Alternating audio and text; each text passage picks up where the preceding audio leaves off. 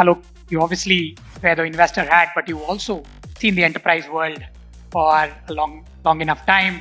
The early avatars, even before cloud, then the entire cloud-based SaaS ecosystem. We were just talking, backstage about how do you see this landscape playing out?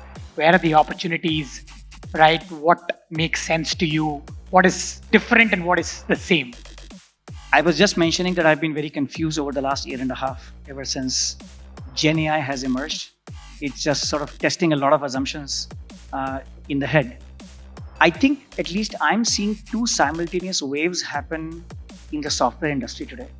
If you go back to each of the major waves of software, so go back from the 2-tier architecture to the 3-tier architecture when the .com came, or look at how the cloud came.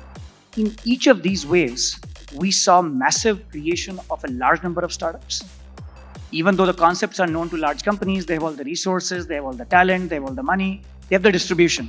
For whatever reason, they always do not get their act together early enough. It's always startups who come and build certain things.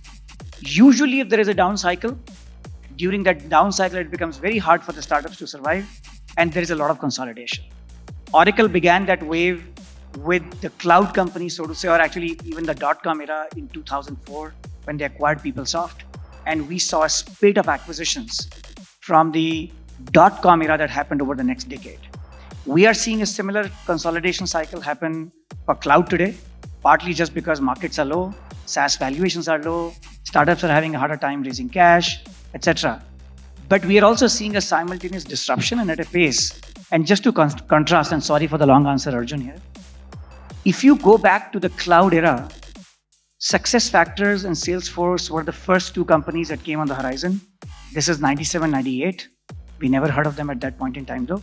But it took about a decade before the infrastructure for cloud was available for anybody to use in a democratized fashion. 2006 is when AWS was born.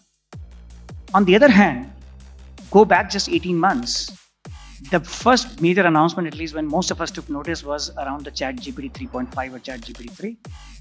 But that infrastructure was available to you sitting in Nagpur, sitting in Detroit, sitting in Berlin, wherever you are sitting, that infrastructure is available on day zero.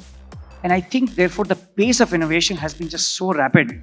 So we are seeing both consolidation happen on one end, but we are also seeing just a massive mushrooming of a new number of startups. I know this is a massive debate whether large companies will win or small companies will win. I am a massive believer that ultimately innovation will still come from the small companies. On the fringes, it may come from large companies, but in the end, a lot of fundamental innovation will come from small companies. And that has nothing to do with the fact that they don't have resources, but they have focus, they have a mission, they have a passion around that mission, and they are not subject to the bureaucracy that large companies are subjected to.